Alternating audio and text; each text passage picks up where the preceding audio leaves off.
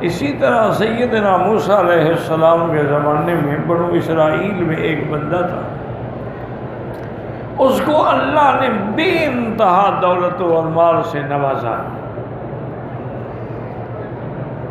ہر قسم کا مال تھا اس کے پاس۔ اس نے موسیٰ علیہ السلام سے عرض کیا کہ حضور اللہ سے میری درخواست کریں کہ اب مجھے اور مال نہ دیں اور نعمتیں نہ دیں، مجھ سے یہی نہیں سنبھالی جاتی،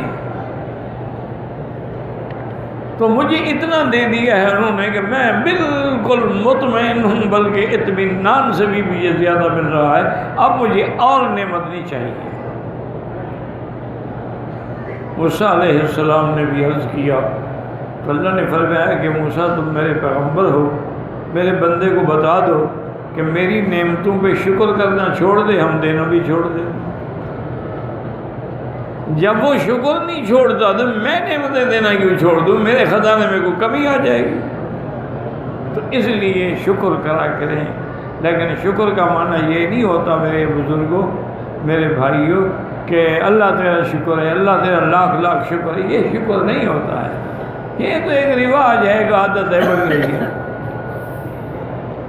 یہ کوئی شکر نہیں ہے۔ شکر کا معنی پہلا یہ ہے کہ ایمان ہو، اگر ایمان نہیں ہے لاکھ شکر کرو کوئی شکر نہیں۔ شکر تو کافر بھی کرتے ہیں، لیکن چونکہ ایمان نہیں ہے تو لہذا وہ شکر نہیں ہوگا۔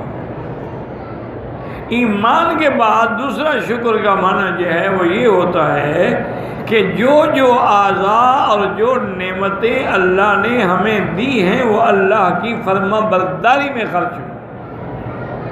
اللہ نے ہمیں آنکھیں دی ہیں تو قرآن پڑھیں، حدیث پڑھیں، کعبۃ اللہ دیکھیں۔ اللہ نے ہمیں پاؤں دیے ہیں تو نماز کی پابندی کریں، ہاتھ دیے ہیں وضو کی پابندی۔ تو اللہ کی جتنی نعمتیں ہمیں دی ہوئی ہیں اس کے کام میں لگیں۔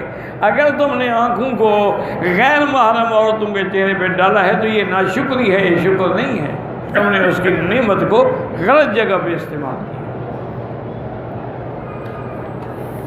اسی سے آپ اندازہ لگا رہے کہ میاں بیوی ملے تو صرف ملنے کا لذت نہیں بلکہ عبادت ہے، لیکن کسی غیر عورت سے ملے تو پھر زنا ہے، جہنم ہے۔ تو اگر آپ کے اعضاء اللہ کی فرما برداری میں کام آ رہے ہیں یہ شکر ہے۔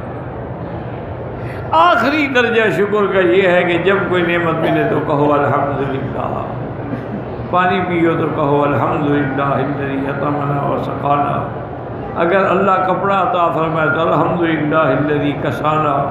فرماتے حضرت علی رضی اللہ تعالیٰ عنہ ایک دن کھڑے ہوئے ممبر پہ اور آپ نے فرمایا کیا تم لوگ مجھ سے قرآن کے بارے میں نہیں پوچھتے ہو، کیا بات ہے؟ فرمایا اگر مجھے خدا کی قسم یہ پتہ ہو کہ سمندروں کی دوسری طرف ایک آدمی ہے جو مجھ سے زیادہ عالم ہے تو میں اس کے پاس جا کے علم حاصل کروں گا۔ تو علم کی تڑپ ہوتی تھی، یعنی محدثین 6 مہینے ایک حدیث کے لیے پیدل جاتے ہیں، ایک حدیث حاصل کر لیے کہ ایک حدیث کا ہمیں علم ہو جائے اور بغیر واسطے کے ہماری روایت ہو جائے، 6 مہینے کا سفر کر۔ سیدنا امام بخاری رحمۃ اللہ علیہ بچپن میں نابینا ہو، اللہ کی شان، اللہ کسی کو بھی نور سے محروم نہ کرے۔ یہ تو ہمیں ابھی آپریشن سے واسطہ پڑا ہے تو پتہ لگتا ہے نا، پھر اللہ کی نعمتوں کی قدر آتی ہے۔ تو آپ کی والدہ ماجدہ جو بہت بڑی عابدہ، زاہدہ، عالمہ عورت تھیں، رات کو تہجد میں اٹھ کے اللہ کے آگے فریاد کرتے ہیں کہ یا اللہ میں نے تو دل میں سوچا تھا کہ اپنے اس بچے کو تیرے قرآن و حدیث کا امام بناؤں گی اور دنیا کے لیے خدمت کرے گا، آپ نے آنکھیں لے لی ہیں تو اب تو بیچارہ الٹا معذور ہو گیا، وہ کیا کرے؟ لیکن یاد رکھیں کہ جب آدمی گڑ گڑا کے عاجزی سے، تضرع سے، یقین کامل سے اللہ سے دعا مانگتا ہے، یاد رکھو دعا خالی نہیں جاتی۔ سیدہ کی دعائیں بھی رنگ لائیں اور اللہ نے امام بخاری کی بصارت جو تھی بحال کر، کوئی آپریشن نہیں، کوئی علاج نہیں، اللہ نے اپنی قدرت سے بحال کر۔ اور ایسے بحال کی کہ امام صاحب نے کتاب المفرد جو ہے وہ چاند کی روشنی میں لکھی ہے، لائٹ تو ہوتی نہیں تھی۔ تو یہ ہے کہ قدر تب ہوتی ہے جب چیز نہیں ہوتی ہے، اگر چیز ہو تو پھر قدر جو ہے نہیں ہوتی۔ تو شکر یہ ہے کہ ہر نعمت کو، تو حضرت علی نے بھی فرمایا کہ کوئی آدمی ہے جو مجھ سے قرآن پوچھے، اگر مجھے پتا ہو کہ من وراء البحار کوئی عالم ہے تو میں وہاں جا کے علم سیکھوں گا۔